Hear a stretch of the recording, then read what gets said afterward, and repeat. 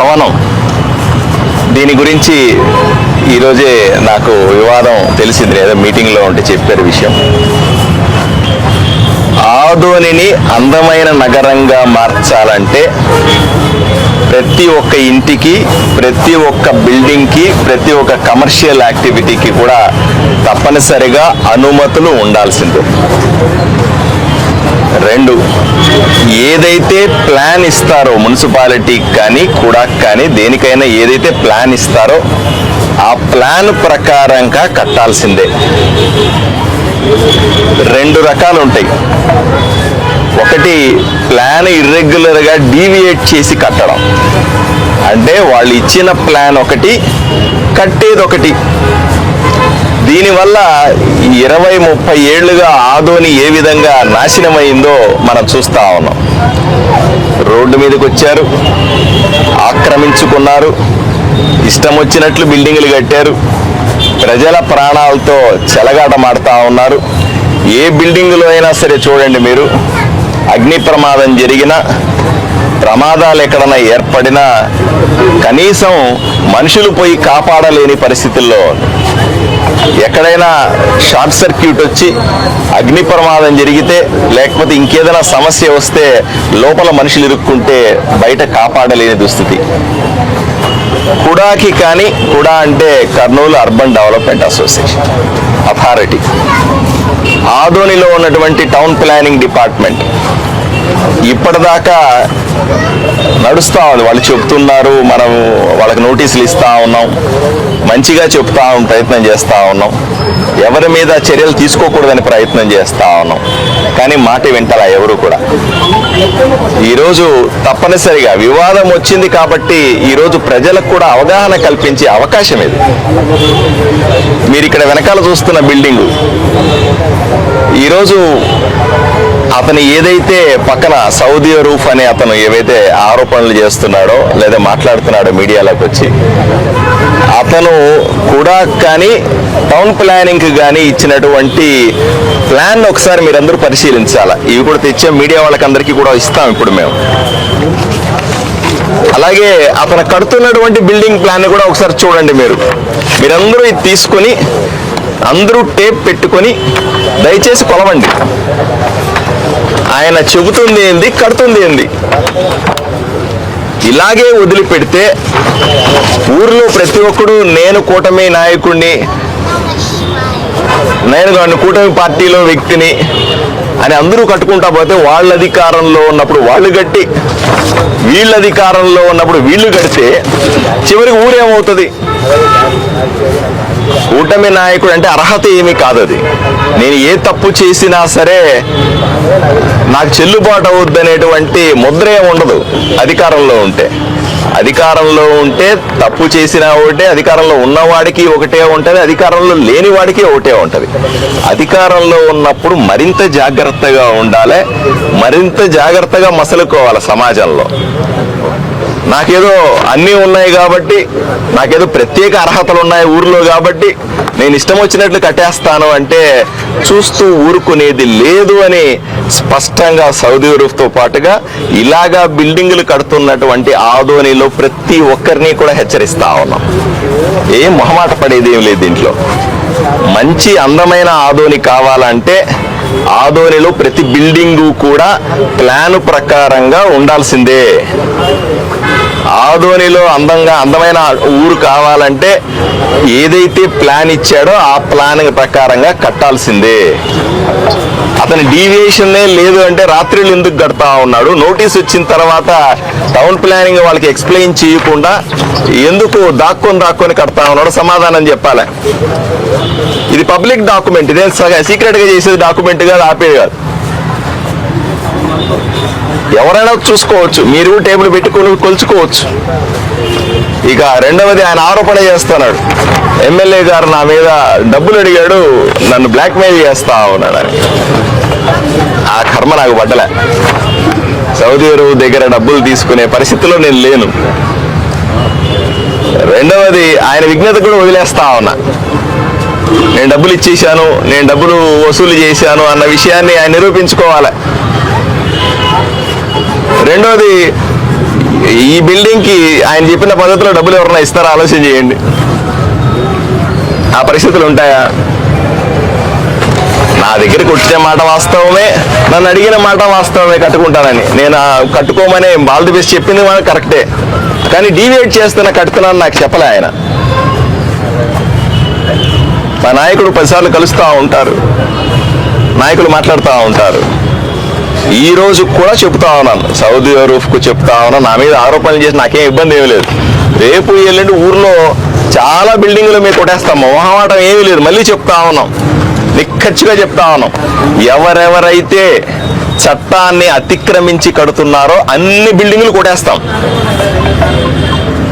ఎవరెవరు కడుతున్నారో వాటిని ఆపేస్తాం.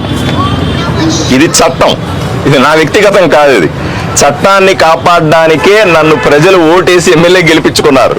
అంతే తప్ప మా కూటమి నాయకులని, నేను రౌడీ అని, నేను గోండా అని, నాకు రాజకీయాల్లో పనికొస్తారని ఎవడు పడితే ఆడు ఇష్టం వచ్చినట్లు కట్టుకుంటా పోతే ఊరు వల్లకాడైపోతుంది. అలా ఒప్పుకునే వ్యక్తిని కాదు. రేపు ఎల్లుండి నేను ఈ బిల్డింగ్ల మీద అంతా పోయి నోటీసులు ఇస్తున్నప్పుడు ఇంకా ఆరోపణలు వస్తాయి. మమ్మల్ని డబ్బులు అడిగాడు ఎమ్మెల్యే, డబ్బులు ఇవ్వనందుకు మాకు నోటీసులు ఇచ్చాడు అంటాడు ఒకడు బజార్ను ఆక్రమించుకొని కట్టుకొని ఉంటాడు, వాడి మెట్లు గిట్లన్నీ కొట్టేస్తాం. నన్ను బ్లాక్మెయిల్ చేయడానికి ఎమ్మెల్యే మనుషుల్ని పంపించి కొట్టేస్తున్నాడు అంటాడు. రేపు ఎల్లుండి అతను ప్లాన్ లేకుండా కడతా ఉంటాడు, నోటీసులు ఇచ్చి కూడా వాళ్ళు వచ్చి ఇన్స్పెక్షన్కి వెళ్తారు. అధికారులు పంపించాడు పారిసారథి ఎమ్మెల్యే, మమ్మల్ని బ్లాక్మెయిల్ చేసి డబ్బులు తీసుకోండి అంటాడు. ఈ అన్నిటికీ కూడా అదిరేది బెదిరేది లేదు. నాలో నిజాయితీ ఉన్నంత వరకు ఎవడిని పట్టించుకోవాల్సిన పని లేదు. నేను సమాధానం చెప్పాల్సింది ప్రజలకు మాత్రమే కాబట్టి స్పష్టంగా మీ ద్వారా సమాధానం చెప్తా ఉన్నా. దయచేసి ప్రజలందరూ కూడా మీ పక్కన, మీ ఇంటి వెనకాల, మీ వీధిలో, మీ ఊర్లో ఎక్కడెక్కడైతే ఇట్లాంటి దుర్మార్గపు కన్స్ట్రక్షన్ చేస్తా ఉన్నారో వీటిలన్నిటినీ కూడా మాకు తెలియజేయండి. ఒక్కొక్కరిని కూడా భరతం పడతాం. ఎక్కడో చూడ మొదలు పెట్టాలి కదా, ఎక్కడ మొదలు పెట్టకపోతే ఎట్లా? ఇలాగే భయపడిపోతా ఉంటే ఎట్లా? 30-40 ఏళ్ళు అయింది, ఎవడన్నా భయపడినా అందరూ భయపెట్టేది అది చేసేది. నా మీద బురద చల్లాలని చూస్తే నాకేం ఇబ్బంది లేదు. నేను రాజకీయంగా బలమైన వ్యక్తిని. నన్ను అతను చేసే ఆరోపణలు ఏమి ఎంట్రిక వాసు కూడా నా మనోధైర్యాన్ని తగ్గించలేవు.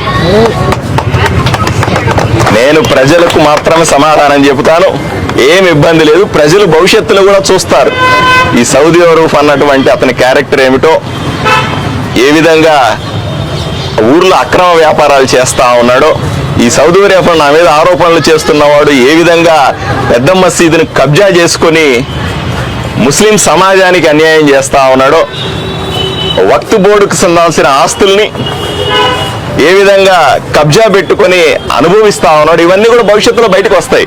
బట్ నేను వాటి గురించి జోలికి పోను. ఈరోజు సబ్జెక్ట్ అంతా దీని మీద కాబట్టి ఎవరో ఒకడు నా మీద ఒక కబ్జాదారుడు ఒక 10 మంది గూండాలను వేసుకొని నా మీద ఆరోపణ చేసినంత మాత్రాన అదరను బెదరను. ప్రజాబలంతో మరింత బలంగా తయారవుతాను, ప్రజాబలంతో మరింత గట్టిగా ముందుకెళ్తాం. ఊర్లో ఎక్కడా ఎటువంటి ఆక్రమణ జరిగినా ఒప్పుకోము, సమస్య లేదు. ఉదాహరణ మీకు చెప్తాను చూడండి. ఈ బిల్డింగ్కి ముందు వైపున 15 అడుగుల గ్యాప్ ఇవ్వాలి. కుడాలో అతను అప్లై చేసిన ప్రకారంగా, కుడాలో అతను అప్లై చేసినటువంటి ప్లాన్ ప్రకారంగా మీరు చూడండి కావాలంటే. ఎన్ని అడుగులు? 15 అడుగులు అండి. ముందు వైపున 15 అడుగులు అతను గ్యాప్ ఇవ్వాలా, ఖాళీ జాగా పెట్టాలా అని రాసిచ్చినాడు. వెనక వైపున 10 అడుగులు ఖాళీ జాగా పెట్టాలా, అది ప్లాన్లో ఉంది. ఈ పక్కన ఈ గోడను దాటి 6 అడుగులు, ఆ పక్క ఆ బిల్డింగ్కి 6 అడుగులు గ్యాప్ ఉండాలా. అప్పుడే ఏదైనా ప్రమాదం జరిగితే మనిషి లోపలికి వెళ్ళి లోపల ఉన్న మనుషుల్ని కాపాడడం సాధ్యమవుతుందని ఆ ప్లాన్ ప్రకారంగా చెప్తుంది. మీరు దయచేసి ఇప్పుడు టేపులు పెట్టి కొలవండి. మీరు విలేకరులు ఉన్నారు కదా, ఒక టేప్ ఇస్తాం, అందరికీ తలా ఒక టేప్ ఇస్తాం. ముందు రోడ్డు అంచుని ఇస్తాం మీకు, రోడ్డు అంచు నుంచి ఎన్ని అడుగులు వెనకాల రోడ్డు మీద కడతా ఉన్నాడు ఈ మనిషి. వెనకాల 10 అడుగులు వదిలిపెట్టినాడా, మీరు టేబుల్ పెట్టి కొలవండి. ఈ పక్కన 6 అడుగులు గ్యాప్ ఇచ్చినాడా లేదా టేప్ పెట్టి కొలవండి. ఆ పక్క 6 అడుగులు ఉందా టేప్ పెట్టి కొలవండి. సరిపోతుంది కదా, అంతకుమించి ఏమైనా తేడా ఉందా? ఎవరు దొంగ ఎవరు దొర తెలుస్తుంది కదా. దీంట్లో 30 నుంచి 40% డీవియేషన్ ఉంటుందండి. 30% నుంచి 40% డీవియేషన్ అంటే కట్టాల్సిన దానికంటే అదనంగా 30-40% ఇష్టం వచ్చినట్లు కట్టేసి ఈరోజు ఆఫీసర్లని నిందిస్తా, నేను కూటమి నాయకుడు అనుకుంటా, నేను ఎమ్మెల్యేకి నన్ను బ్లాక్మెయిల్ చేసి డబ్బులు అడుగుతున్నాడని నోటికొచ్చిన మాటలు మాట్లాడితే ఎవరు బెదురుతారండి? ఆడు ఈడేమైనా బెదురుతారేమో చూడండి, ఈడు కాదు. నా క్యారెక్టర్ ఇంకా మీరు సరిగా అర్థం చేసుకోలే. నేను నిజాయితీ పరుడు, ప్రజలకు మాత్రమే సమాధానం చెప్తాను, ప్రజలకు జవాబుదారీగా ఉంటాను, సరైన పరిపాలన ఇస్తాను. ఊరిని పాడు చేస్తే ఎవడిని ఒప్పుకోను. ఊరిలో అక్రమ కట్టడాలను సహించను. ఎంతటి వాడైనా సరే శిక్షించడానికి ప్రయత్నం చేస్తాను. నా మీద ఎన్ని ఆరోపణలు వచ్చినా సరే నిలబడతాను, నిరూపించుకుంటాను. ఎట్టి పరిస్థితిలో ఒక్క అడుగు కూడా వెనక్కియ్యను, అదరను బెదరను.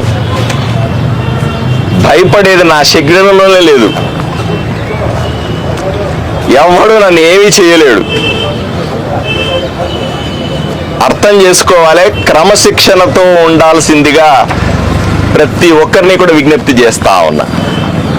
క్రమశిక్షణ దాటి ఏదో 4 ఆరోపణలు చేస్తే నేను గజగజ వణికిపోయి ఆడికి అనుమతులు ఇస్తానో, గజగజ నేను ఆ ఆరోపణలు వినేసి భయపడిపోయి పారిపోతానో, నా మీద బురద జల్లితే ఆయన ఏదో గొప్పవాడైపోతాడో అని అనుకుంటే మూర్ఖత్వము అని స్పష్టంగా ఆయనకి చెప్తా ఉన్నా. ఈ ఊర్లో ఇన్ని బిల్డింగ్లు కడతా ఉన్నారు, అందరూ వచ్చి నాకు డబ్బులు ఇచ్చినారా?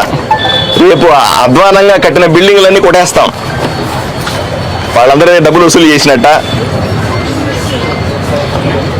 ఎన్ని ఆక్రమించుకుంటున్నారు స్థలాలు, వాళ్ళందరినీ తీసి కంచెలేస్తా ఉన్నాం. అన్నింటికి మా మీద ఆరోపణలు వస్తూ ఉన్నాయి, అయినా పట్టించుకుంటున్నామా? బుర్రలు చల్లేవాడు చేస్తానే ఉంటాడు. ఆ వైసీపీ నాయకులు, వీళ్ళు కుమ్ముక్కైనటువంటి వైసీపీతో కుమ్ముక్కైనటువంటి కొంతమంది కూటమి నాయకులు ఉంటారు. వాళ్ళు ఆరోపణలు చేస్తూ ఉంటారు. వాళ్ళ పని అది, వాళ్ళ పని చేసుకుని నాకేం అభ్యంతరం లేదు. రాజకీయంగా వాళ్ళ పని వాళ్ళు చేసుకునియండి. వాళ్ళు ఎంత దిగజారుడు వ్యాఖ్యలు చేసినా నాకేం ఇబ్బంది లేదు.